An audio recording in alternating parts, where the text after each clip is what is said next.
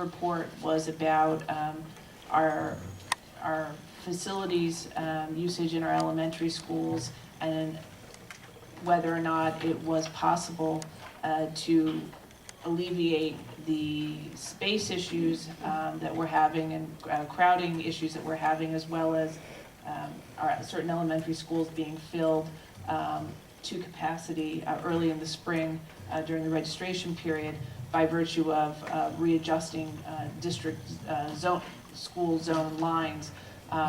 And the report, as many of you heard, concluded no, that there's no magic way to make 500 more children that we now have in our schools, not all of them at the elementary, but many of them at the elementary level, fit into the existing footprint of the existing buildings,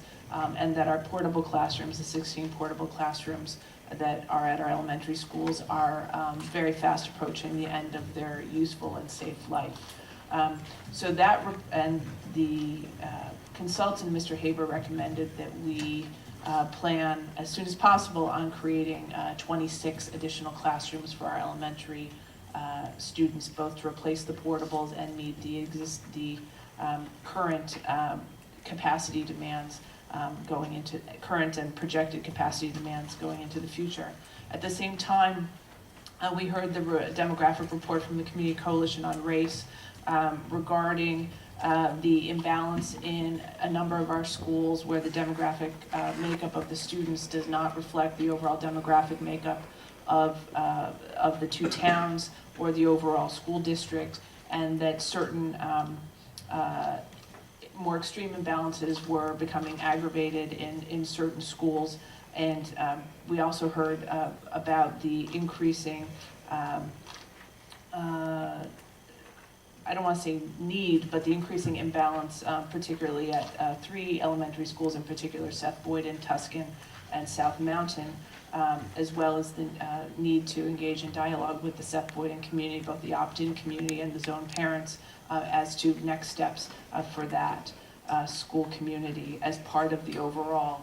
vision for elementary school. So Mr. Haber challenged us not only to engage in very significant facilities planning in terms of design, construction, and financing for these additional classrooms, but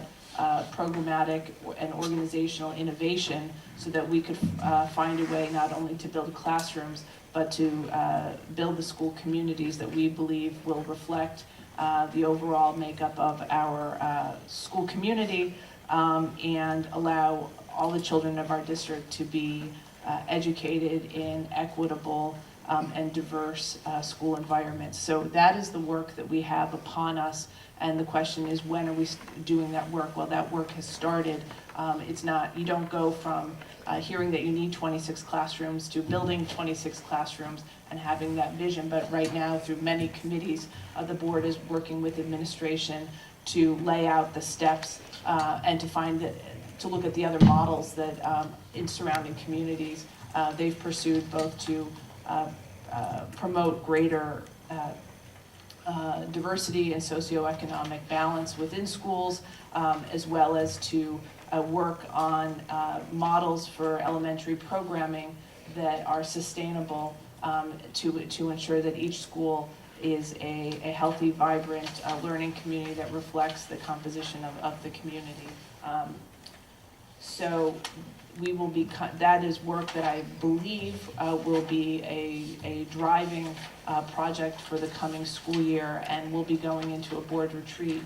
in June. The date is soon to be finalized, where we'll be mapping out goals for the district's work, the board's work for the coming year. So I do expect that that will be prominently featured. The Community Coalition has also raised the question about recruiting a diverse staff, and I just want to point out that this current calendar year, we appointed for the first time a Labor Relations and Personnel Committee. That committee is charged not only with negotiating collective bargaining agreements, but also looking at the staffing policies and practices to ensure that our policies and practices reflect the district's overall educational mission. And so I believe that is something that we can and should look at more deeply. We do have negotiations going on, so that does, at this point of the year, take up a fair amount of time, but I do think it's a very important area to put on the planning agenda for the coming school year. And then finally, I just want to make the community aware of 2 other foundational pieces of training that the board is undergoing, and these trainings have been and are public so that the community can participate or see them and observe them if you wish, and that's to lay the foundation for not only a successful 2017-2018, but even stronger operations for the board and the district going forward. So this past week we had a training with County Superintendent Joseph Zara regarding the triennial, every 3-year district performance review for CUSAC, which is the state's review of a district and board's operations to ensure that we're meeting the state standards in 5 functional categories, including finance, facilities, personnel, curriculum and instruction, and I'm forgetting one, but governance, thank you. Yes, us. Us. And so that was a very helpful training and the senior leadership team of the district participated with us so that we can factor that into the planning for the coming school year. And we are also in June, on June 13th, we're going to have a training in HIB, harassment, intimidation, and bullying procedures under our policy here in the district, and address very important questions such as how does the HIB procedure and law overlap with matters of the Student Code of Conduct, as well as potential criminal offenses or laws for certain types of conduct. And I think also the overlap between HIB law and how that intersects with students with IEPs who receive special education services and those gray areas. So that training is being scheduled for the 13th. It is public. We're very committed to this work, and it's my understanding that the school leaders and anti-bullying specialists from each school will also be here so that we're all receiving the same information and asking questions together.